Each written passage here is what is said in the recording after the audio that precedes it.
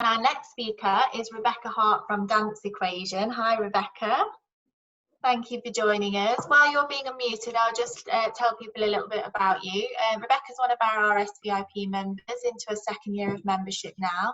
Highly experienced and well-regarded arts education consultant, dance teacher, GCSE examiner, creative practitioner, movement specialist, choreographer and producer. So you are busy. Well, you know, some of those are in the past, but you know.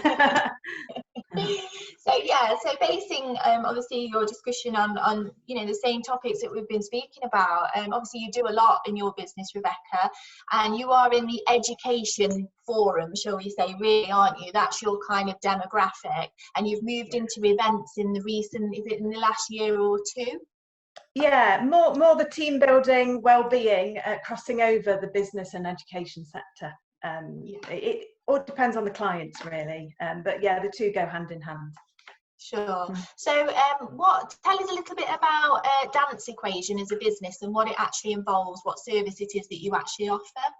Okay, so do you know what, Fiona, you know, before I say that, I was just going to give everybody the opportunity to rest their eyes for 30 seconds, stand up, sit down, do what you want to do, because it's quite full on looking at Zoom for a long time. So feel free to shake around for a minute, everyone.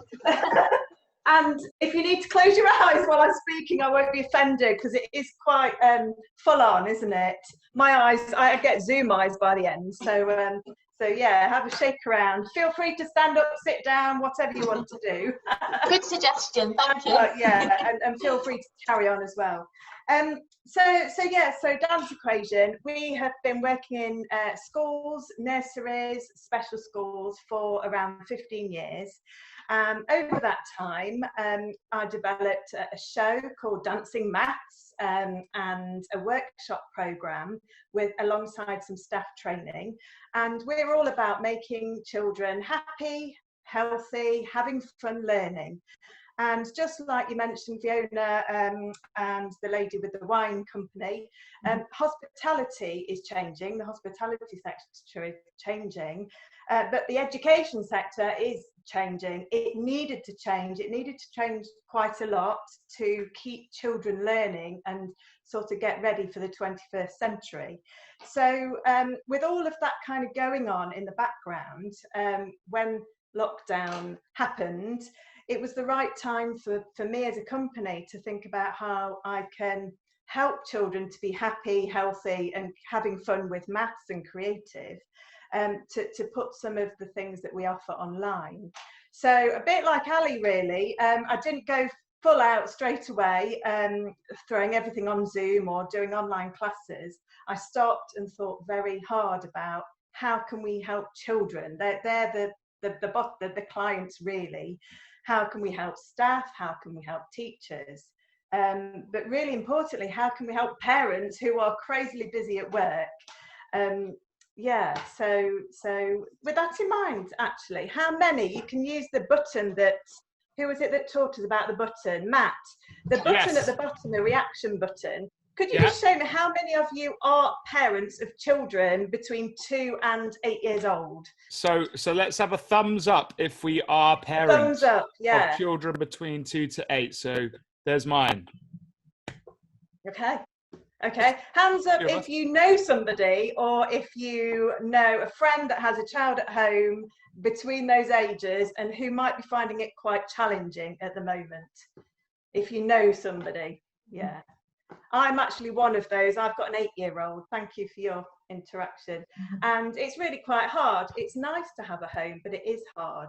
So I've been beavering away, offering parents, first of all, Zoom classes for their child, but to help their child practice their times tables, for example, to help their child learn about simple counting for young children. There's a massive need at the moment to get preschool children school ready. It's a big thing. Obviously, they're missing out a lot of nursery at the moment. So I'm doing the odd Zoom class and trying to help in that way, and looking at upscaling that. Like, was it Martin mentioned, or somebody mentioned that you're doing classes, and Ali as well, in America and all over. And that's been happening, which has been quite exciting. For example, I did a Zoom class with an autistic boy in America, and we worked out the right time of day. I think it was like 4 o'clock for us is 10 o'clock in America. So it's all about timing, isn't it? But so yeah, it was quite stressful to start with, because a lot of my bookings just went, so we go into schools. But yeah, it's made me really think about how I can upscale the business, which I needed to anyway, to go online. I might have gone off on a tangent there, Fiona, but no, yeah. not at all. It's really good to get an overview of what you do as your service, because it is quite unique, isn't it? Yes, it is, really. And trying to explain it is probably quite a challenge, especially when you first launched your business. Did you find it quite a challenge to educate people as to what it is you're actually trying to achieve? Well, yeah, so going back when the company started, it was definitely an arts and education company when I started it about 15 years ago, 18 years ago. Most of our work came through government, Arts Council, definitely within the arts and education sector. And there was loads of funding available through companies such as Creative Partnerships and other ones, Nottinghamshire County Council, blah, blah. Schools had more money for creativity, for research and development as well. Then that kind of changed, and then I started to look at other avenues of how we can use the ideas and the creativity, and look at more the business sector. So I mentioned earlier the crossover with health and well-being. I've been working with companies to look at their well-being, but particularly family packages, family fun. It has a knock-on effect. If your family are happy, your employees are happy, and so on. So yeah, it was a real cross-sector package that I've been offering as well.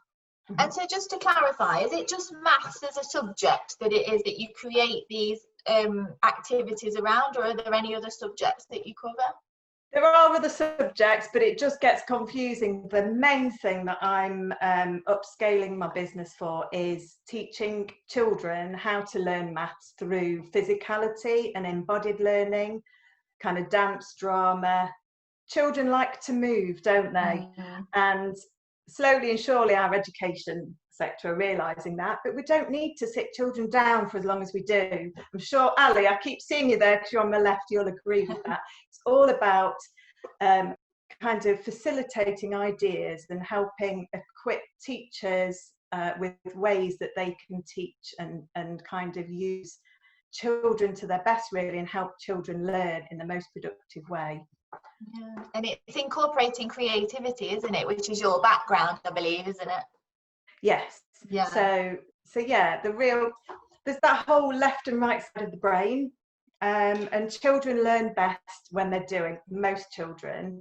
So all the research into how children learn, and how if you do activities that cross the left and right side of your brain together, then you're more likely to remember.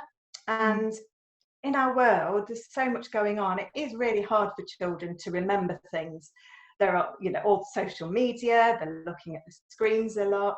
And actually, if they embody their learning, if they do it, they are more likely to remember. And then, so for example, making numbers with your body, dancing about the times tables, actually learning by doing. The research is there to say a child will remember and build upon their learning further down the line, so when they go to school or further on. Right. So what kind of, again, the same question I asked to Ali, what kind of response have you been receiving, Rebecca, since lockdown, and since you've kind of adapted to go online a bit more with your educational videos and fun videos? So the response, I tried one thing to start with, and that was doing videos online with teaching resources. That's okay, but the human element wasn't there. Children particularly don't really want to just go and find a video and copy it. They need to know that somebody's there to give them a pat on the back, or to give them some feedback, whether it's a parent, a teacher, or us, one of the dance team. To say how are you doing in part of that. So the response I've got are the Zoom classes are really good, and they're a lot better. because of the humanistic element as well. And it's a proven fact that people learn if there's that humanistic element to it. Absolutely. Well, we'll go to, if anybody's got a question, thank you for sharing. I think that kind of gives us, like I say, an overview of what it is you're doing, if anybody's got any comments or questions. If anybody does know a child that would, or a parent that is desperate for some online classes, then please let them know about Dance Equation, and I can certainly help them. Absolutely, and you know, it goes without saying, like everybody else has, if there's anything you want to pop on the comments afterwards, Rebecca, with links and anything like that. And what we'll do following tonight, I believe it's being recorded, Matt, is it? Yeah, we're doing what we can to record it. Hopefully that'll be a thing. So we do need to edit, and then we can send out so people can rewatch if there's any particular things that people picked up on and want to rewatch.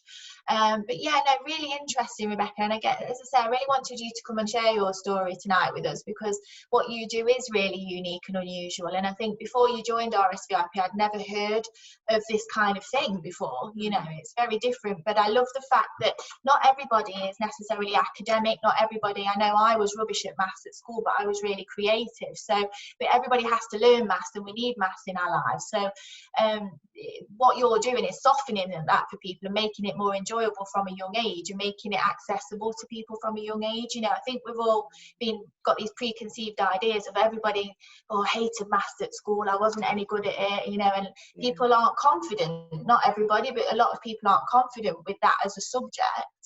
And actually, in particular in business, we need to be good at it to a certain extent. So the fact that you're actually putting a positive spin on it and making, hopefully, children enjoy it more by being more creative and incorporating the dance side of it and making it fun, I just think it's fantastic. It's a great idea.